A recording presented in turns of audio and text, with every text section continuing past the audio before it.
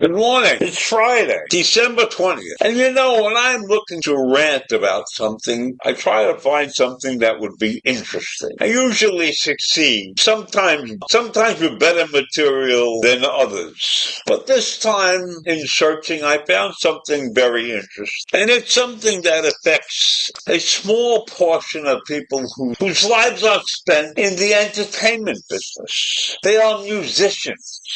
And they have instruments that are string instruments, large string instruments. And I'm talking about cellists. For instance, many cellists are soloists, and they have the opportunities to play in different concerts around the world. And they are very special people, because their instruments are delicate and not small. And learning to play the cello is one of the fine art forms that exist in human experience. And so my parents at one point in time actually had a music school. And so I know a little bit about musicians and the way they feel about their instruments. And cellos are large, but very delicate. They're not something that you could trust in the baggage department of any plane. So when a cellist has to go and perform in a concert, most of them buy a ticket on the plane for their instruments. And most of them carry the instrument delicately to the seat that's assigned to them. But in some cases, the airlines have problems with allowing the cellist to bring their instrument on the plane. In fact, several airlines have refused to have somebody with a cello buy a seat on a plane. They may be required to book it at least 48 hours in advance. And they may be required to give the airline as much information as they possibly can about the size and shape of the instrument. Although I assume most cellos are the same size. And the airline should know what they have to do. Now, I don't know why that should matter. I don't know why airlines should care as long as the seat is paid for. Now, I can understand that putting a cello on a plane could cause some problems if this cello is in the middle seat and the person in the seat behind it against the window has to get up and go to the bathroom or something like that. So I can understand some airlines having problems with people who register to put their cello on the plane, especially when these delicate instruments are worth millions of dollars. Many of these people who fly with cellos are professional, and those instruments have been valued at hundreds of thousands of dollars. And in one case, the person had a cello that was over 300 years old. So airlines are not prepared necessarily to take on the burden associated with caring for an instrument that is that valuable. I don't even know know if that really comes into their thinking, but I am sure it does in some cases.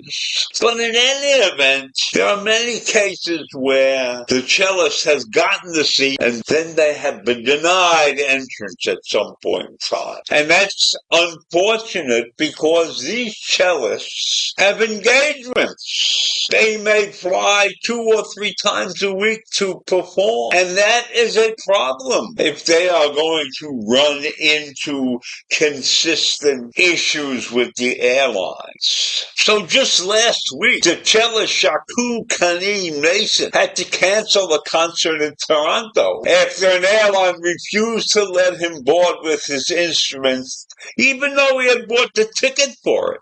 And apparently, this is not an unusual situation. The miseries of flying for work are well documented.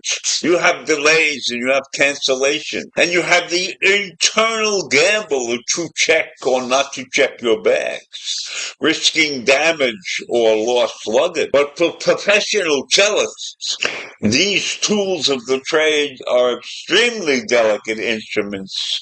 They can be worth thousands, if not millions of dollars. They certainly do not fit into the overhead bin. So flying is a big problem. Kenny Mason, who was a rising star in classic music, was forced to cancel his concert last week because Air Canada refused to allow him to board a plane with his cello, even though he had purchased the ticket well in advance. And this apparently is a frequent occurrence for traveling cellists and other instruments, and it can happen to other musicians with instruments that need to go into the cabin. So think about that. A performer who has an instrument that is delicate and valuable and needs to be treated with much care has to take it and pay a special price to have it on a seat next to him in an airplane. In many cases, they are denied that privilege. So what can be done about that? Not much. The airlines have their own set of rules.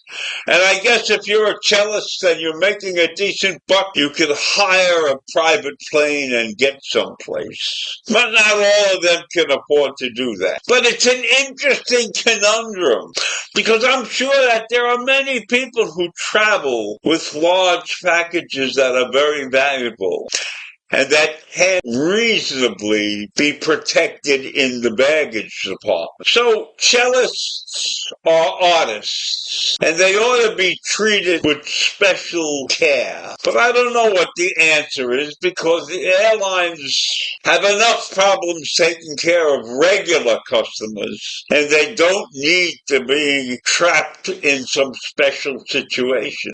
But I thought it's interesting that we hear about these people who bring joy to many others and struggle with the travel arrangements needed to get places. So have a great day. Take care. Bye.